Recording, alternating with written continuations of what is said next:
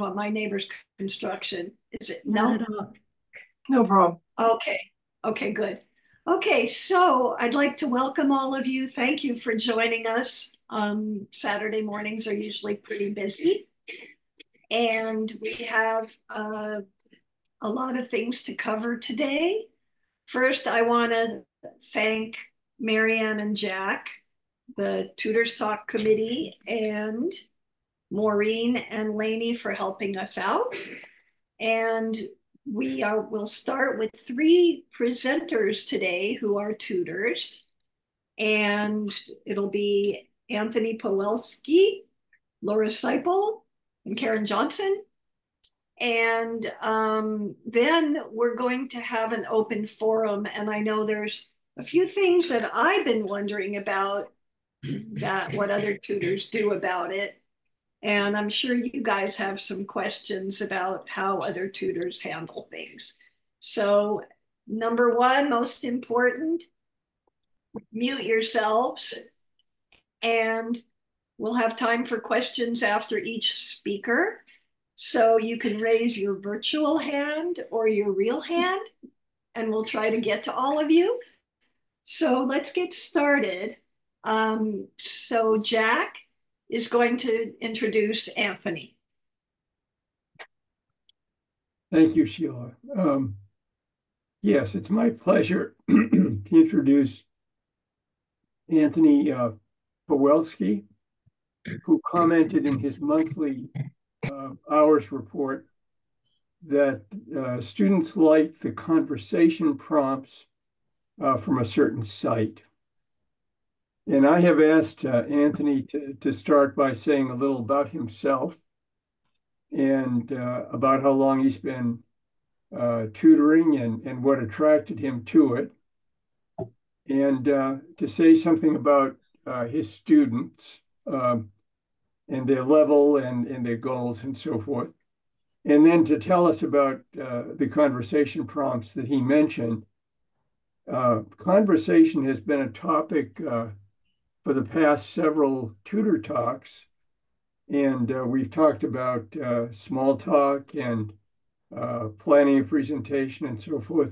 And it's a continual challenge to know, excuse me, how much conversation to mix in with grammar and the reverse. And so really happy to hear from Anthony this morning. So Anthony, will you please take it from here? Sure. Good morning, everyone. Thank you for the nice introduction, Jack. My name is Anthony Pavelski, and I've been tutoring for almost 2 years in November this year, so it went by really quick.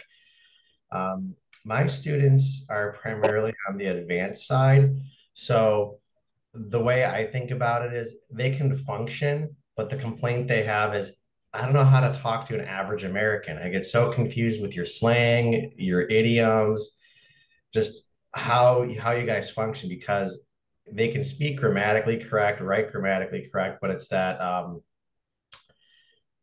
spontaneous interaction that's the hardest part. I asked one of them, like, what's the hardest part about your job right now? That 5 minutes before the Zoom meeting starts and everyone's zipping back and forth with talk and small talk, and I'm so focused on my work talk that I can't do it. Or if I have to go talk to my boss and he's like, how was your weekend? How are the kids? Like, I just freeze up. I don't know how to do that because I'm so conditioned to, here's the work issue.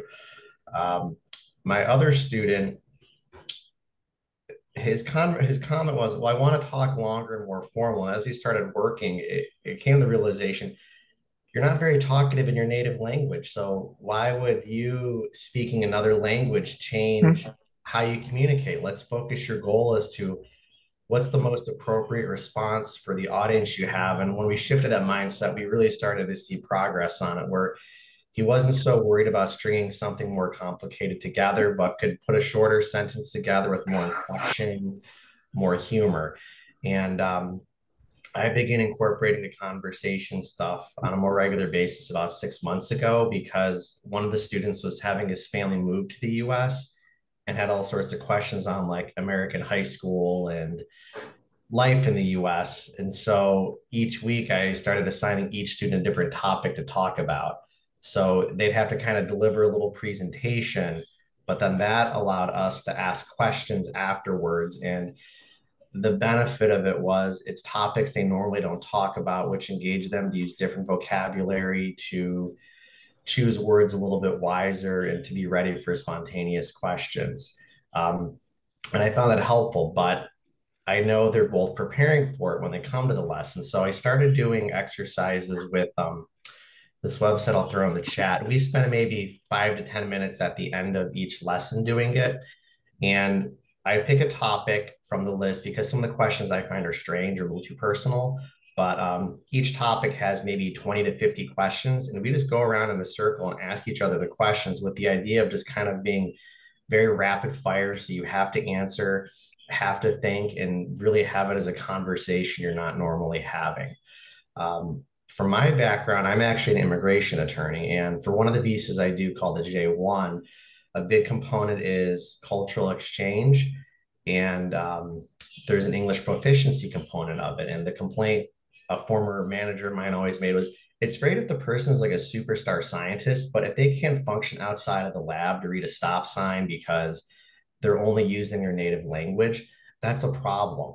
So they need to be exposed to, English on a more regular basis, not insulated in a bubble.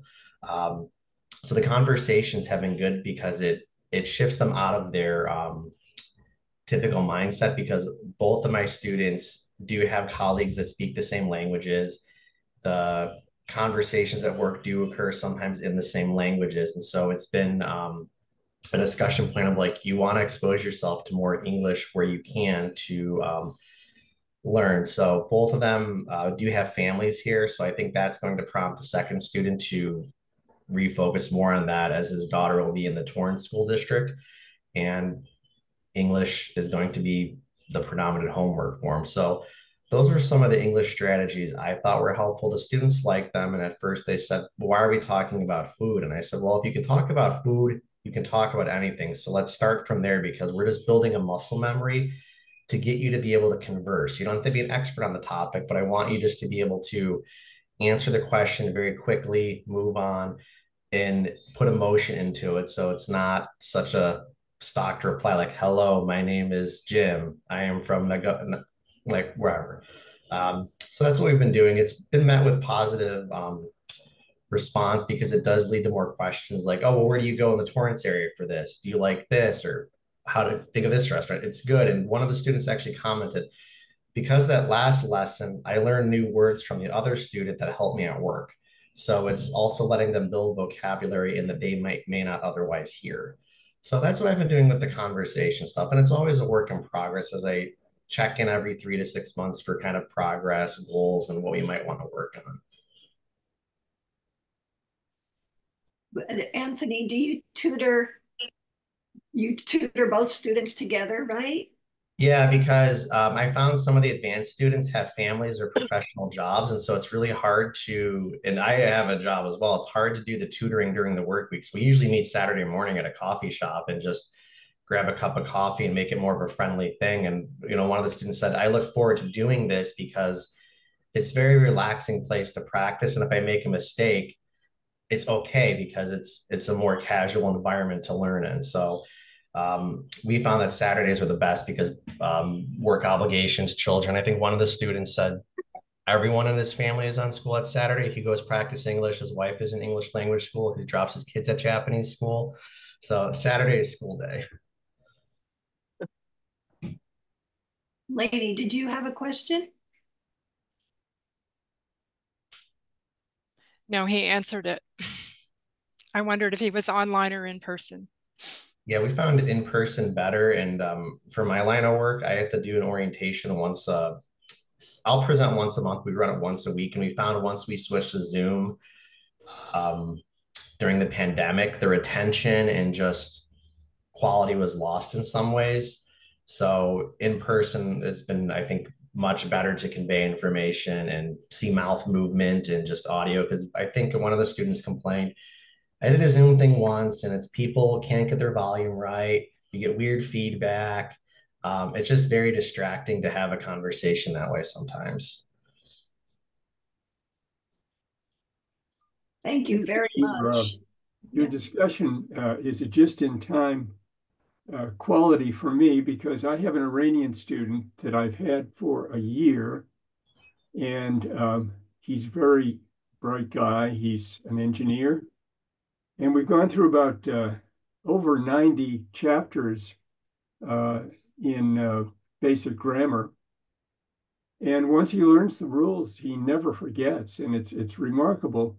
His trick is to say these things to himself in Farsi, um, and then it works again in English. Um, but I am struggling to get into conversation, and it's partly because he's just a really hard worker. He won a lottery in Iran and got a green card, and he's been moving ever since. But he doesn't do much except work, sleep, and take lessons. So it's really hard. But I'm looking forward to looking at the prompts that you have spoken about and trying those out. I think what you've said about food is, it works. Everybody loves food, and it causes a good melt, even in the most frightened uh, group, to talk about food. Yeah, So I think those were our first, like, when I brought it in, like our first four topics, like what was a favorite childhood food? What is your favorite food? What's your favorite restaurant in the area? And that really resonated because the guard went down. So I learned more about the students themselves too, which was helpful to see, okay, where is a concern? What's the personality like?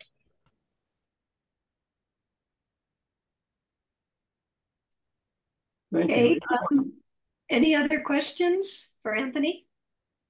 Just another comment. Your comment, the description of your student talking about the start of a meeting and how there's this rapid fire exchange between people and they switch subjects really fast and trying to keep up with that. That my students have mentioned the same thing. So I like your technique of just trying to simulate that in a conversation. It was interesting because I did a lesson a week or two ago and asked one of them to tell me about Japanese business meeting etiquette Mm. Oh, compared to American meetings. And it was very insightful because when they go into these meetings, they're already on work mode. They don't have the American concept of like being a little bit more relaxed before it starts. It's okay, the meeting starts at 9. We start talking about at 9. I said, why don't you tell yourself mentally the meeting starts at like 9:10? And so from like 9 to 9:10, you're more relaxed, you're knowing your coworkers, you just ask, how was your weekend? How are your kids doing? Oh, wasn't it a great weekend? I think someone put together the weather and the small talk exercises. They love that. The weather one especially was really great. I was Mary Nell, and she did most excellent job. Okay, let's move on, and Marianne is going to introduce Laura Seipel. okay. Yes, my voice is on. I've talked to Laura on the phone a couple times, and she was here early this morning. She is a retired classroom teacher from LA, and she has done a number of things over the years in her career. She's touched on special education, she's touched on teacher training, and she's been a classroom teacher, a resource teacher. And so she has a wide view of that education and what it's all about. She is now tutoring 2 students in Walteria, and she's going to tell us a little bit about that, an experience that she had with the students when they decided to do a field trip. Laura, would you like to start?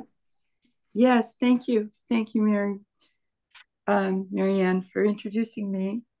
Yes, I love being a teacher, and I am retired. I've been retired for some years now. I started as a child teacher at 21 years old.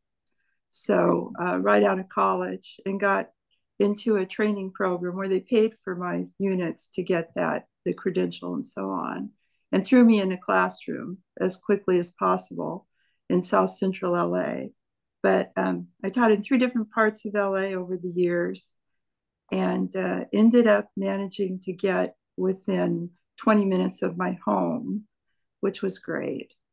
But in my retirement, I've sort of yearned to do a little teaching, and I saw the brochure in the library about the South Bay Literacy Program. So I went to the informational meetings and became more and more interested, and worked at Toberman, which is a center in San Pedro initially, and then got 3 students assigned to me at Walteria Library in Torrance. They were young housewives with children, 1 Japanese gal and 2 Korean, and just lovely to work with and so appreciative. So we did have permission to meet in the library proper, the main part of the library. And luckily, not very many people use it at 10 o'clock on a Tuesday morning. So we have our own little corner, and we try to keep our voices down, but there is a lot of laughter. And as I got to know them, they also got to know one another. And I realized that there's a very serious effort not to make mistakes, that they're very sensitive. So I learned to be very, very cautious about modeling, yes, but not correcting anyone, and getting them to go ahead and not be worried about making mistakes when they were communicating with one another. We got to be more and more comfortable with one another, and I brought in materials to talk about American culture, a little bit about American history, enough to stimulate conversation between the 3 of them and with me. So we really got conversation going, which I listened to Anthony, is so important. But I asked them if they would like to go on a field trip, and they were enthusiastic. And we do communicate by email, and then we've gotten to the point where we communicate with text messages. And their ability to do that is very good. Their conversational skills and their pronunciation is what they need work on. So we went to a nature preserve here in Torrance. I hope somebody's keeping track of the time and telling me when to wind it up, because it's hard for me to focus on the time and think about what I want to say at the same time. But this nature preserve is not terribly large, but it's called the Madrona Marsh. And I understand Mary Ann lives in Torrance. She's familiar with it. Kind of at almost too late, the city of Torrance, as it spread out in every square inch of open land, was built upon. Some people said we need to preserve what this looked like before that happens. And they had to fight pretty hard because they wanted to build condos on the entire area. So there are condos right next to this area, but the group of people who wanted to do this prevailed. And we have a nice nature preserve where there's a small museum, there's a parking lot, and it's open Tuesdays through Saturdays from 10 to 5 p.m. It's free. It's maintained. The city of Torrance supports it, and some other organizations. It has a director. And I have a very dear friend who volunteers there, and I go and sit with her sometimes. We talk. We're at the entrance where people must sign in, because when it closes, everyone has to be out, and it's locked up for the night. But it's a seasonal marsh. So when we have rain, it's beautiful. And we have mallard ducks who come and have their babies there with the beautiful iridescent breasts on the males. And we have Canadian geese that come, and they're quite impressive. They're large, and they're very protective of their chicks. They breed there and raise the babies to a certain age, and then they fly back up north. So we were there at a good time when the ducks and the geese were in the water, and we had plenty of water in the marsh. And we did the little trail and explained what is there, the natural habitat and the natural flora and fauna. And I will say my three students were a little bit puzzled as to why we would want to keep it wild rather than with grass and very beautiful pathways and sort of manicured. And that took a bit of explaining that we wanted to preserve what this area looked like before it was civilization or, modern civilization took over. And it was kind of amusing to try to explain that. So they enjoyed it. They asked a lot of questions. One of my students, one of the Korean women, lived in the condos nearby. So she did know about it, but she also enjoyed the tour that I arranged. I will say, in working with my students, I got to know them personally, and we started talking about all kinds of things and having a great time doing it. And there are a few times when we had people, at least once, someone from another table who was trying to study come over and shush us down. But we learned to talk more softly. They asked me for lessons in certain things. They specifically asked me for prepositions. So we spent time on that. And we spent time on idioms, which they thought some of them are very funny, especially American idioms. I spent time talking about grizzly bears, the grizzly bear on the California flag, and that we do not have them anymore because they were too dangerous. But one of them had been to Yosemite and tried to explain those are called black bears. They're not grizzly bears, and they generally do not attack people. They just want your food in your car, in your tent, wherever it is.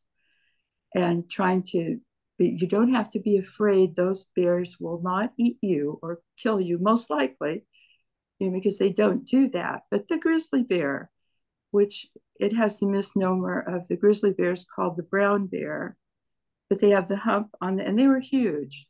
And the last one documented killing of one in California was in 1920 because they were just too dangerous.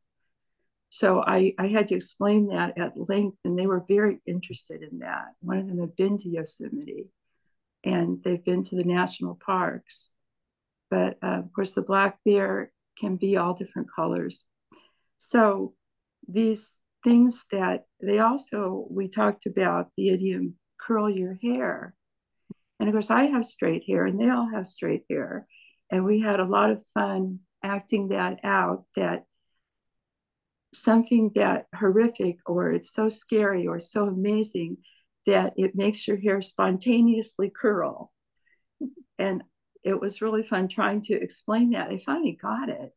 And they like to have homework. So the homework that I sent them by email was to make up a little story about something that made your hair curl. Or if you were there, it would curl your hair. And they got a big kick out of that. And then they came prepared with their little stories and read them, out loud. That, and when that happened, it would curl your hair. So I found that there were ways of explaining things with gestures and with things it's like this. And they would actually help me. If one of them got it, then she would help explain to the other two. And we all got to be great friends. So also just some of the things that worked for me as a teacher and feeling my way, what works, what helps get something across. And by the way, that the word by has many different meanings as a preposition. Plus, if you B-U-Y sounds exactly the same when you purchase something. You buy it, you B-U-Y it, you buy it. but the preposition by. The English language has many odd things about it. So by the way, I explained you're having a conversation, but you think of something completely different than the way of the conversation, and you might interrupt and you say, oh, by the way, I saw your, and we worked on that and they got it, and started using it in our conversation. So I just found it very rewarding. I don't know how my time is going. Can someone tell me? Yeah, we do have a couple of questions, so I want to get those in. And yes, yes, lady, you were first. Oh, I just have a comment, stupid one. You were talking about that Madrona March, and it reminded me of that Joni Mitchell song, Pave Paradise and Put Up a Parking Lot. You might share that song with them. Oh, that's a good idea. Sure. I don't know if they would think it was paradise. They were a little, I know that there are beautiful manicured gardens in Japan and they were a little, this is dirt, we were walking on dirt, and there were ants and there were other, and in fact, we talked about the red ants versus the black ants because they were having a fight under our feet. And neither breed is endemic. They're not native to California, but they're there in Madrona Marsh. So no sooner did I explain to her that this is why we tried to preserve what was here. And then there were several things my friend had to point out that were not native. They were invasive, including the eucalyptus trees. So they were planted by the Spanish when Father Sarah and hordes of Spanish came up and down the coast of California, the eucalyptus trees. So they are there. So I will share one thing real quick with you. I didn't have a picture, but I have a painting because I have a group that does plein air painting in the marsh. And this isn't finished, but here's one of the trees that fell. Cool. Yeah. So I thought, well, I'll share this. And they decided to leave that tree there. And when you're on the main highway, if you're on Sepulveda going west toward the beach, you drive, you can see it. And I thought, well, that looks when are they going to, take care of that? And I was told it would be prohibitively expensive. And it's what would happen in nature. And it provides natural habitat for some of the rodents and things. So they just left it. And it would be in the southwest corner of the marsh. We have one more question for you, Mary Nell. Yeah, not a question, just a couple of comments. But I love the idea of field trips. I mean, I think that's a great thought. And I wanted to make a comment about your discussion of idioms. My students are from Mexico, and sometimes we will, when we're talking about American idioms, we'll talk about whether there's a similar idiom or an idiom in Spanish in Mexico that conveys the same meaning. And it's kind of interesting. I can't think of an example right now, but sometimes they use maybe a different word than ours as a comparison in the idiom. So it's essentially the same idiom, but it's just slightly different. So it's kind of fun to look at how the other language does that. And the third thing I wanted to say about parkland, I live in a city that has parkland that is unattended and left to nature. And I've noticed there are people, immigrants from different countries, that get puzzled about why we don't manicure our parkland. We just leave it wild. So yeah. But very nice, good ideas. Okay. I have a question. I have a question or a comment. I did not realize eucalyptus trees were not native because we have a couple and they're a nightmare. But I just didn't know that. That's an interesting fact. That was planted by the Spanish. Is that the idea? Yeah. as wind breaks, you'll Wow. where they've been there a long time, you'll see them in a line. You know, They're so enormous. They are yeah, so they're huge. they're unbelievable. Thank you. Arshia? Yes, I have a question or maybe a comment that, when the two speakers I heard, very informative, but I would really appreciate it if they give, us listeners, what languages their students, original languages they speak, and what level they are, and how advanced are they, how low they are, so that when they are describing what they do, I get an idea how to approach it, how they approached it.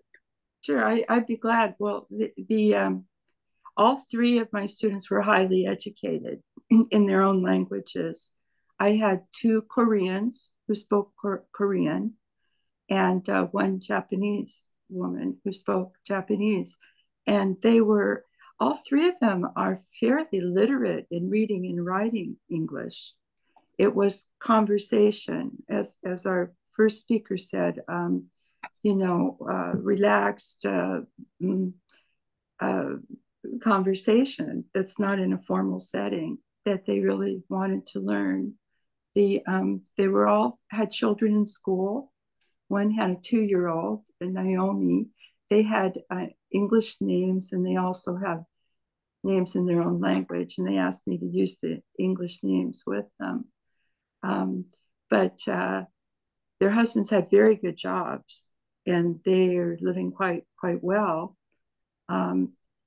But their self-confidence in speaking, and the Korean housewife who had two in elementary school said that she and her husband have agreed to speak only Korean at home because their children have learned English in the school, and they want their children to retain the ability to speak their native language. So she doesn't get much of a chance to speak English at home. She goes to a Korean church where they're very involved, and it's all in Korean, and she has Korean doctors. So when she goes for a medical appointment, it's all in Korean. And she shared that with me, and we tried to brainstorm of how she could get more opportunities to speak informally in English. And I encourage her strongly, don't worry about making a mistake. If it's a nice person, they won't care. Yeah. Yeah. Let's move on because we're Could the other speaker also, sorry, go ahead. Sorry, could the other speaker also tell about his students so that I get an idea about his speakers? Anthony, I think his name is. Yeah, Anthony. My students were considered advanced, which means grammatically, they're probably fine and could pass a test of basic conversation. They both work professional jobs and are competent in the professional setting. It's just how they've expressed is, we don't know how to talk to regular people. If I read what I'm taught in the book, I'll sound like I'm British nobility. Like, people don't talk like that. So it's the ability to have more informal conversations. Yeah, that helps me because my student is totally different from the description of your students. Anyway, go ahead. Anybody else? And both mine were Japanese. So they're, depending on where they come from, there are different cultural barriers and challenges to identify too. Sure. Go ahead. Okay, so our last speaker is Karen Johnson, and I will let Karen tell us about her student and what she does to encourage conversation, and she's going to do some screen sharing. So, yes. Oh, hello. Good. Thank you. Can you hear me and see my screen? Yes. Yes. So thank you for inviting me. I'm really excited to share a little bit about how I spend my time with my student. Let me just put it on. I think that's better, isn't it?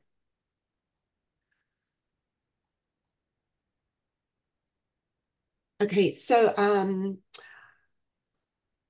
I did my tutor training in October of last year, and I was matched with a czar. We meet once a week. She is a beginner and her first language is Farsi, which she speaks at home with her family. Actually, she's a beginner, and also I think she was a beginner with computers as well, because we meet via Zoom once a week, and for the first 3 lessons I didn't see her. She did not put the camera on, but I turned my camera on and kept going, and finally on the 3rd lesson, halfway through, she turned her camera on. So that's when I felt like how lessons really started. So we start our lessons the same way every week. This is the exact slide that I put up on the screen, and I ask how she is. Are you healthy and well? Are your family healthy? How is your husband? How are your boys?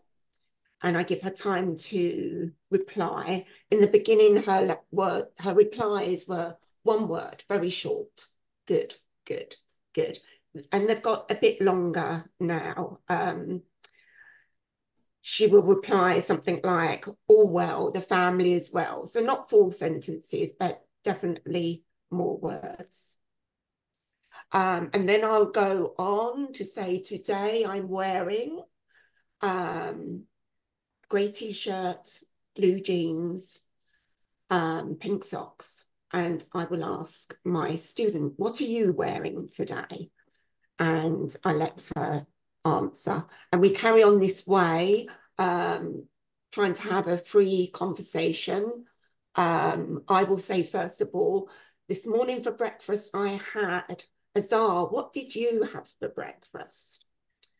And we go on this way until I feel like I'm tired, or we're losing words, it's not flowing well. And then I go on to a planned lesson. So I don't really use any resources for the planned lessons, apart from inspiration and how to figure out how to break things down smaller, because I like to gear it towards Azar. For example, she got a job delivering food for Uber Eats. So we've had a lesson that was car parts, where to buy the cheapest gas, and or running errands. How much do I owe you? How can I pay you?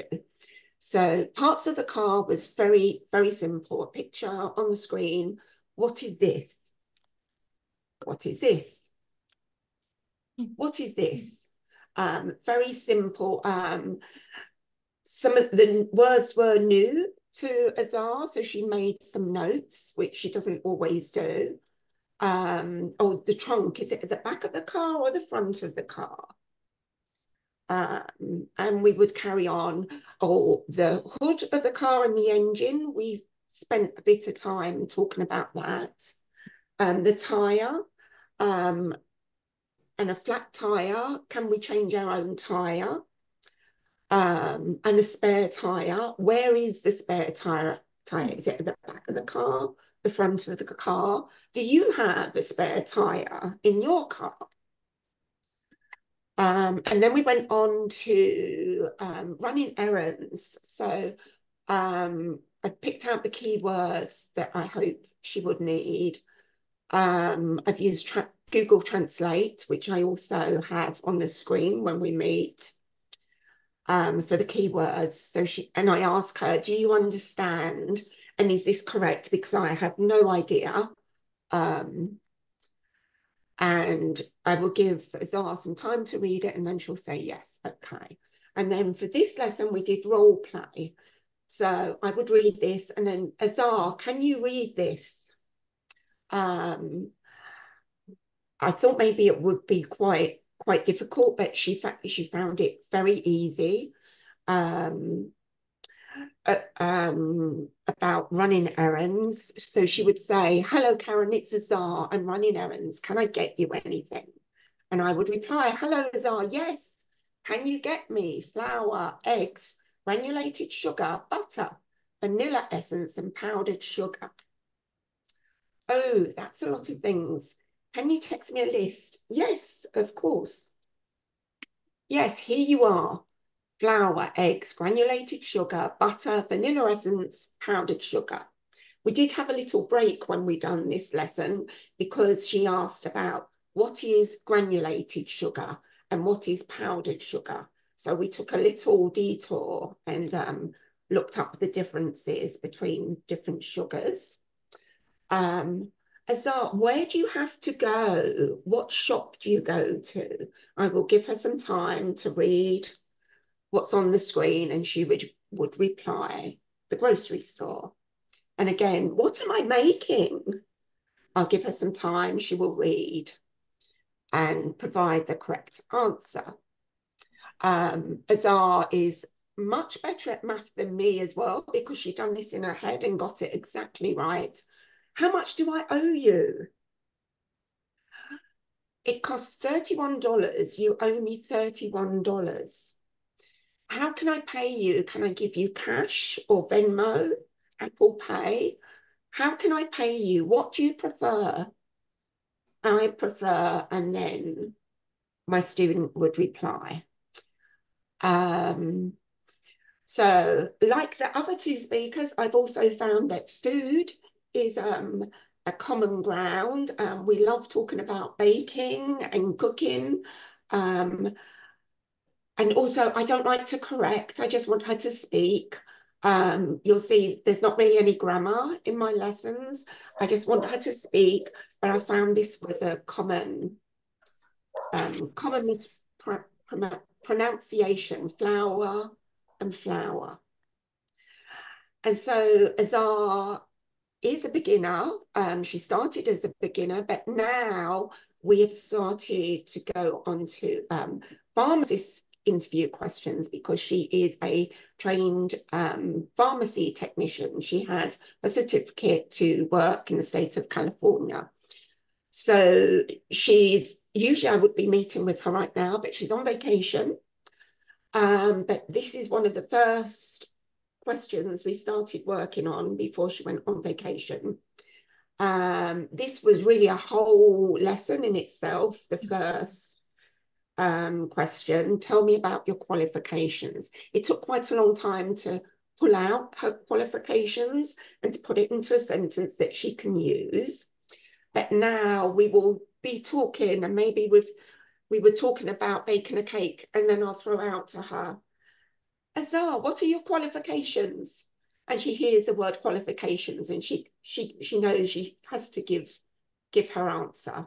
So that's really where I left it with Azar. She will be back soon. I just want to say thank you. It's so rewarding to meet with her. I've been meeting with her for about 9 months now. And it's so rewarding when you know you've given her a lesson that she can take and use in her daily life. But if I was going to finish with a question to the more experienced tutors, how can I encourage my students to ask more questions rather than giving them a question and saying, read this? I think Anthony touched on, he does a question circle with his students, which I've found really interesting. And I'm guessing the more experienced, better speakers and more experienced at speaking English, the more questions they ask. But does anyone have any techniques or ideas or suggestions how to get my students to ask questions? Thank you for listening to me. Oh, first of all, thank you, Karen. That was wonderful. Lainey, you had your hand up. Oh. Yeah, I did, but it wasn't to answer Karen's question. That was very, very clever of what you've done, Karen. I really like that. Oh, sure. Does Azar do homework? No, that is another question, actually. How do I get them to do homework? Azar, she doesn't do homework. Occasionally, I say to her, bring a pen, bring paper and pen. And I think she's on her phone mostly, so she's got one hand on her phone, so it's difficult to do to write at the same time. But no, I find it really hard to get as Zara's my only student for this program, I just finished a year with 2 students for another program. And even with them, I couldn't get them to do homework. If I gave them homework to do, the next week they wouldn't turn up. So I don't know, perhaps I wasn't making it fun. How do I get them to do homework? You know, I think that if they don't, mine asked me for it. I was surprised, you know, and I made it very simple. But you don't want it to be a negative thing. You don't want to put a request on them that they're uncomfortable with. Yes. I only did it, and I had really funny little silly assignments, but I wanted to meet what they wanted. They asked for that, so I did. In fact, I'm the one who's a little lax at giving the homework because sometimes it's pretty simple. Ah. Yeah. So keep it simple and only if they ask for it. Yeah, okay. Mary, now go ahead. Yeah, I with regard to homework, I don't give out homework either. I did that once. And I asked them, I said, "Are you okay doing this?" It was a writing assignment, and they never returned it. So I think, we're open-ended. We don't have like a course that you're trying to complete. And so people, I think, are just learning at their own pace and what they're comfortable with. So I kind of agree. If they don't ask for it, don't give it to them. I love your presentation. I mean, it was really good, and you put a lot of work into it. And I love the pictures and just asking what is this, and your translation where you actually put it on the screen. My students are not beginners, so it isn't applicable to them, but I think that's a really good approach for absolute beginners, and I thank you for that. And random questions, you asked about that. My students don't have any problems asking questions, but are you asking, how do you get them to ask questions about the lesson or just in general ask questions? In general, sometimes I just feel like I'm feeding the information. I guess it's because she is a beginner, and I'm hoping as we progress she will ask questions. I mean, it did come up when we were doing the lesson about the sugar, what is granulated sugar and what is powdered sugar. But yes, just in general, sometimes I just feel like I'm just feeding the lesson. How do I try and get them to ask questions just in general? Yes. Deborah's next, but all right. Sorry, ladies. But real quickly, I think, Karen, as you are tutoring the person more, they become more comfortable. And what I've noticed is as time goes by, they become more comfortable asking questions. Okay. And also requesting to talk about certain things. Number 2, the homework depends on the person's personality. Those of you who've been to this before know my Afghan student, no way she was ever going to do homework, even though she said she was going to do it. My Japanese student wants homework. So you have to kind of go with their personality and what they want. Thank you. So don't stress about homework or questions. No. Okay, Deborah. Oh, I just wanted to address the issue of asking questions, because I find that's the same thing. What if we're the people on high who are teaching, and it becomes more of a professor relationship, and I just really appear very interested. I always ask, tell me about yourself, or what did you do this week? And allow the first 15 minutes to just be an exchange. Last week you had this problem, or you had this encounter, or, tell me about a time during the week where it was hard to make yourself understood. And then they talk, and then somebody else has usually another problem or something similar. So you can really start a conversation.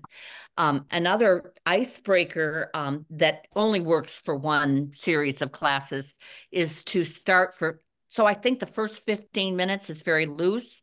And I've asked them their favorite songs, for them to tell me their favorite song. Then I find the lyrics, and then we listen to it together, and then we read it, together, and then we all sing it together without the artists, so that's kind of, and it's funny because a lot of times it's a Mexican romance song, and it's really kind of that's kind of a fun thing to do.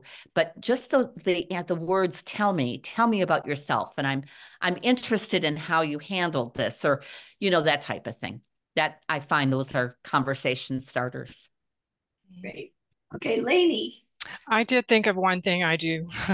I have beginner students, Spanish speakers, and they actually don't live in the United States. So it's hard to talk about, things that are cultural to the US. They don't really care too much about it. But one thing I do send them anything we discuss in class, I send them an email about it. And I ask them to ask me questions. And if they want to, they can put them in Spanish. It actually helps me because a lot of times I don't understand their English. So it helps me. Just put your questions in Spanish and I'll stick it into Google Translate, and try to figure out what you're asking. And sometimes that breaks the ice with the questions. Yeah. Okay, Mary Nell. Yeah, just about questions. I was thinking one thing I do during the conversation piece of the lesson, when they're telling me about their week, I tell them about my week. And that again, they're more advanced, that might not work with a beginner, but that can sometimes prompt questions from them. What I would like you all to do, if you're available, put October 5th on your calendars. That's going to be our fall conference, and we are going to incorporate Tutors Talk into the fall conference because it was such a success last year. And as you can see, there's a lot of things that we as tutors want to know from each other. And if any of you have ideas, for the fall conference, we have our committees where we talk about what we're going to do and what presenters we're going to have. So we want to know what's on your mind. We want to know what you're wondering about. And we are running out of time. I had some things I wanted to know. Real quickly, my question to you guys is, if you have, say, a doctor's appointment and it comes up at the last minute, do you reschedule? I'm on Zoom, so I think this would be more for Zoom people. But do you try to reschedule with your student, or do you just let the lesson go? Oh, Laura. Oh, yeah. Laura, go okay. ahead. Go ahead. Okay, thanks. Yeah, no, I've had to do that, and they were understanding. So we're in contact by email and now by text because it's faster, because sometimes they have something come up with their family or their children. So there have been times when I had one person come, but we let each other know. And I did have a conflict, and they understood because it has happened with them occasionally. Okay, Deborah? Oh, just that the one advantage to a center is that hopefully you've got two tutors, so that if worse comes to worse, you just have a larger class, and every now and then a brand new student shows up and who's like a rank beginner, and they're just going to have to you'll have to spend time at the end of your session with them one-on-one, but otherwise we text. I'm finding that texting is the universal way of communicating, and if somebody's not coming, we ask that they always text so that we don't worry about them, and because otherwise it's not worth driving a long distance to have an event And if nobody comes, that to me is the first thing that kills. We lose tutors that way if tutors show up and nobody's there. So. Okay, Lainey, and then Mary Nell, and then we'll wrap it up. All right, I'm on Zoom, and I always send the Zoom link out the day of the meeting, even though it's the same link every week. And that gives them an opportunity to say, yes, I'm going to be there, or no, I won't. And if they're not going to be there, or I'm not going to be there, I do try to make it up if we can arrange a time. But a lot of them are really busy during the week, so we just skip the week or weeks if we're all sick or something. I just went through eye surgery, and we skipped a whole month, I think 6 weeks we didn't have class. But also, just as an aside, this last week, unfortunately, there were 2 volunteers whose mothers are extremely ill. And I did offer to these 2 tutors that we could try to find a substitute for them. Of course, it turned out to be me, but we can get some substitute tutors possibly if you're going to be gone for more than one session. That's an idea. Good, thank you. Mary Nell? Yeah, just can't remember who said it, but similarly to what someone else mentioned, I always give, we text. I do, my tutoring is on Zoom. It's a couple, so it's pretty binary whether they're going to be there or not. But I always give an option to reschedule, but again, they're really busy, and so we never seem to. But so I don't force it. It's not like, again, it's not like we're trying to get through course. So True, yeah. Okay, thank you. This hour went really fast. What I would like for you guys to do, if you have ideas for the next Tutors Talk / fall conference, Lainey, what do you think? SBLC office? Or? Yes, you can either put it in the survey that comes out on the monthly survey, or you can just email sblcoffice@southbayliteracy.org. Yes, and please, and Marianne, you had something. So everybody, please, we would love your input and your ideas. I know there's a lot of things that I would like to go over, so I'm sure it's the same with you guys. Marianne? That was an accidental hand raise. Okay. All right. Well, thank you all, and thank you especially Anthony and Laura and Karen. We really appreciate your input, and hopefully we'll see most of you on October 5th. Thank you. Thank you. Thank you. It's really useful. Thank you. Bye. Bye. Lainey, is it possible that we could stay on for just a minute? Or okay.